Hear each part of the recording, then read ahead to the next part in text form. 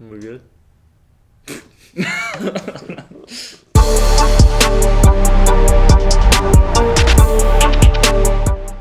Welcome back, Slam, to another video. I know this one is coming to you guys a little bit late, but welcome back to another video of our series called The Story Of, and today we'll be talking about the story of my close friend and one of my best men at my wedding, Jonathan Harkless. Just call him John, though. Yeah, Jonathan. I mean, that's kind of normal. If you haven't already, hit that subscribe button, hit that notification bell, turn on all so that you get all of our notifications when we turn on or upload our videos. Hit the like button, comment down below. I want you to smack that like button. Like I said, we got a game that we're about to do right now, and you guys can play along, so put it down in the comments. Even if you wanted to comment whatever's on your mind, put it down in the comments. Let's have a conversation started in the comments. Please appropriate. Please, thank you. Please and thank you. Please and thank you. But we're gonna go ahead and get into this game. All right, John. I'm not ready. All right. So basically, what the game is I played this with Colin, and what we're gonna do is it's called Choose One. I'm gonna give you two options, and you have to choose one. So for the first couple, you're able to take your time, think about it for a second, and then answer. Okay. And then for the second. We got the speed round, and that's when you gotta just go off the top of your head right away. Okay. All right. So we're gonna go into regular for now. So, right. Pepsi or Coke? Recently, I've been on the Coca-Cola vibe. Really? Yeah. Oh, that's gross. I've been drinking Mountain Dew though, so I don't know. Yeah. But if I had to choose a cola, Coke. I think I like Coke better now. Okay. Pizza or burgers? Oh. Why is that such a big? Like that's a big question. I'd probably have to go with burgers, but like pizzas are like go-to. Like there's more broad of a spectrum. Yeah. Yeah, man. But I do enjoy burgers. Yeah. Yes. Yeah. All right. Movies or TV shows? Movies. That's not a question. Yeah, I don't like TV shows. I mean, it is a question. Okay, sorry. Choose one. My bad. Yeah. Basketball or football? Basketball. Basketball? Yeah, I think so. Okay. Restaurant or home cooked meal? Who's cooking the meal? You asked the same question that Colin asked. I mean, same question. That's true. I did hear that. I don't know. Like, is it like? Give me a setting. Like, are there my friends? Like, if I'm going out with the boys, what am I doing? It is. All right. If we're taking it like that. Okay. Yeah. Like you're with friends. Okay. And you either get a home cooked meal. Yeah. Or you go out to a restaurant. I'm going out to a restaurant. You're going out to a restaurant? I think so. Yeah. All right. I think that's fine. Cool. All right. Dog or cat? Dog. Dog. Fantastic. No shade out the cat people though. No shade. Yeah. Cats aren't terrible. No, I like cats. Dogs are just better. Yeah. iPhone or Android? Android. No. I definitely iPhone. Definitely iPhone. Come on now. As you got an Apple Watch on this Android. wrist. All right. Chocolate or candy? What I mean by this is like chocolate, I got you. Snickers, Kit Kat, I'm and a then candy candy. fan. I got you. Yeah. I think I have to go candy. Yeah. I don't eat a lot of chocolate. Yeah, I figured. I figured. I just want to say that You got one wrong. I got one wrong. Yeah. Do you know which one it was? It was one of the first ones. Yeah, it was a Pepsi or Coke. Yeah, Pepsi or Coke. I thought you picked Pepsi. So No, like Cola. I've been messing with Coke more. Pepsi just has a weird aftertaste. I don't mess with it. Yeah, it makes your teeth kind of gritty. Yeah. You ever get that feeling, I don't Jeff? like where you try to close your mouth and It's like rubs on your teeth, but it tastes it's like chewing better. off styrofoam. But it tastes better. Keep moving. It tastes I better. can't agree. It tastes I better. can't. Man, now you got me thinking. Never My mind. bad. No, Yeah, okay. all right, speed round. Okay, so this round, I got 5 of them for you. Okay. All right, and you have to answer right away. There's no pauses. As soon as I get done with the second option, you got to answer. All right. Okay. Whitey's or Dairy Queen? Whitey's. Jordan or Nike? Nike. Rap or country? Country. Netflix or Hulu? Netflix. Big house or nice car? Big house. All right, cool. All right, guys. Well, we're going to go into our next segment, which is basically going to be talking about John's story. We just have, Question. generalized questions that we ask you. that we answer off of, and it can segue into different conversations as we please. So again, if you're interested on coming on here, this is how we're going to be doing it. And then you can be as open as you'd like to. We're not going to cut it out because we think that you're being too raw. We want it to be raw, and we want it to be real. So first thing I want to ask you is, what was your life like before Jesus? Ooh, before Jesus, let's see. Honestly, before Jesus, I think... So I grew up in Rock Island. I don't know. That's got a lot of bad names to it. But really, like, I wasn't all that bad. I was never into, like, the big gang stuff. I always, like, pretty much strayed away from that stuff. I was always a really mature kid, I felt like, and I was always told that. I don't know. It's kind of like the same with girls. Like, I liked girls, but I didn't really talk to a lot of girls or different things like that. I pretty much stayed to myself. I always had the goal of, like, saving myself for marriage just because. But I don't know, like, there's a lot of drug involvement. I didn't really smoke a lot of weed either. I mean, I guess I did. I smoke more than someone who doesn't. So Right. I mean, I don't know. It just takes one time to smoke more than someone who doesn't. It takes one time. No, it was just numerous times. I mean, it's something I don't do anymore. Something I don't really promote. I got friends who do, and that's okay. You know, it's their life.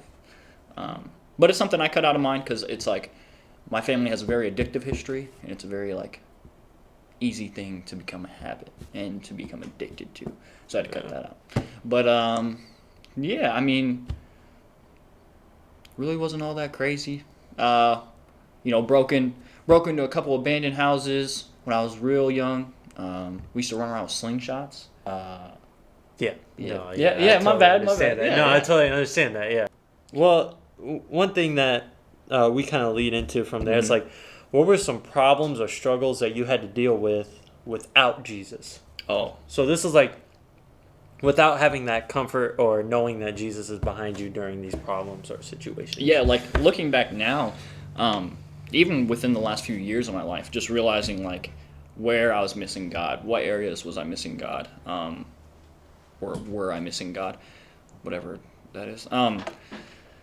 Just, like, being a man of God and what that looks like through all struggles and through all things, and just understanding, like, the weight that was carried in with hurts and damage from being a child.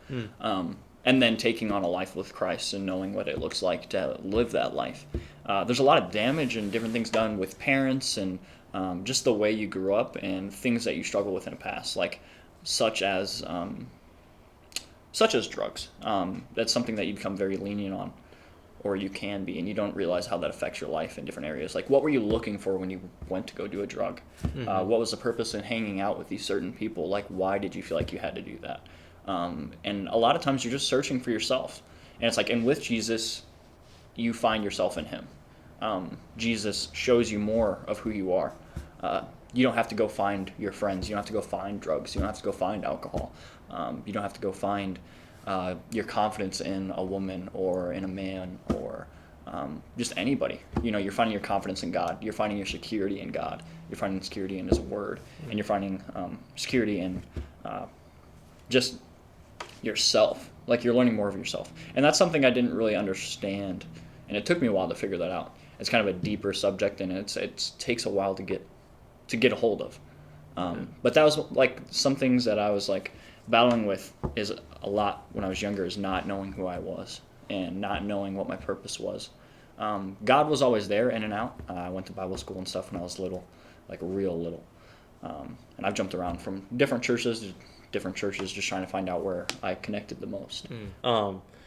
Earlier you had brought up the fact that you have some friends that are involved in drugs right now, which are also my friends. One thing that students seem to take out of proportion is, like, we always teach this, you have to pick your friends wisely. You have to choose your friends wisely, right? And I think that's very true. You need to surround yourselves with people that are going to encourage your relationship with Jesus. But I think one thing that they misunderstand is the fact that they feel like they have to cut off those people. Yeah, right. When we tell you that, like, you know, we need to cut off people in our life, it's cut them off in a way where they're going to influence us. But I will invite him to come to the movies or go out to eat or do these things and still be his friend. Absolutely. And I think that students now Yeah.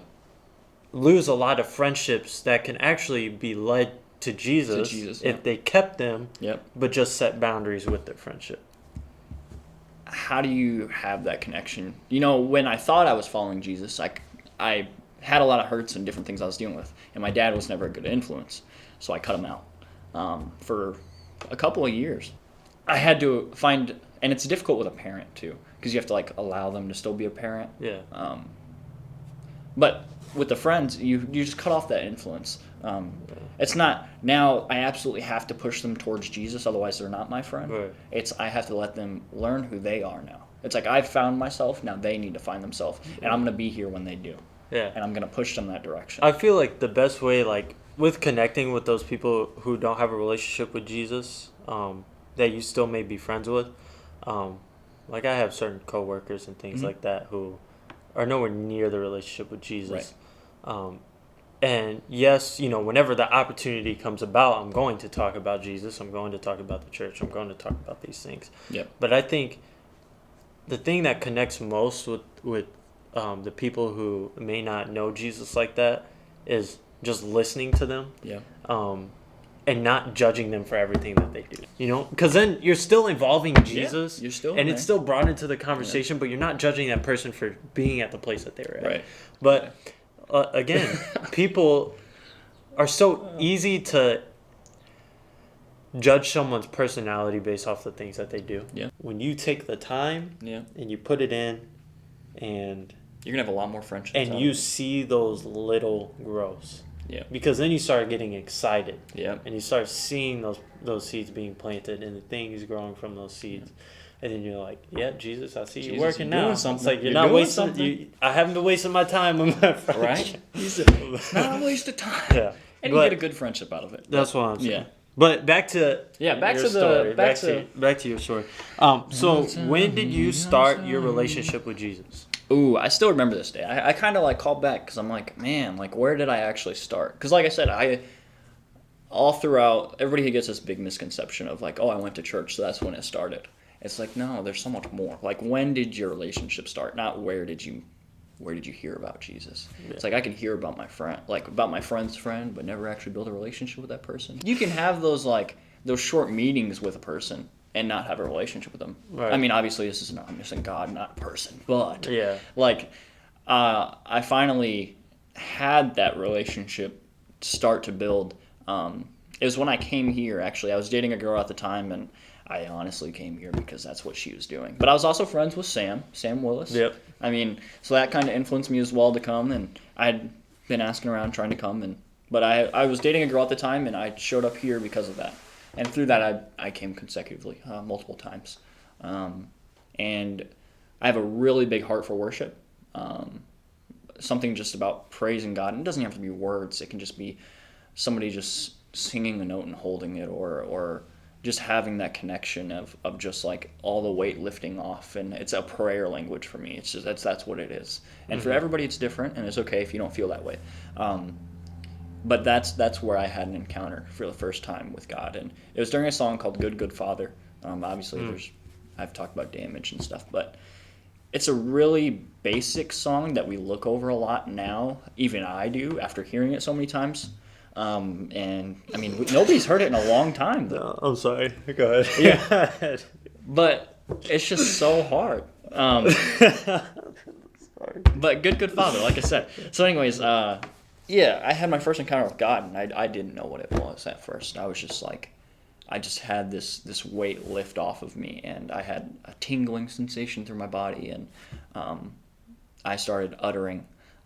It wasn't even words or gibberish. It was just like a stutter almost in my mouth, and I was just in the presence, like shaking, just like so weak, and I just had like this feeling of feeling loved for the first time, and my body just got really warm, and people started praying over me and stuff, and it was intense. And through that, that's where my relationship started. Because it's not like, boom, I got saved and everything was perfect. Right. It was like, no, Right. this has been a journey, let me tell you. Yeah. I've gone through some things and done things I shouldn't have done and things that I wish I could change. Yeah. But it's all part of who you are, and he's going to do it at your speed. You know, he's going to do what you need to do when it needs to happen.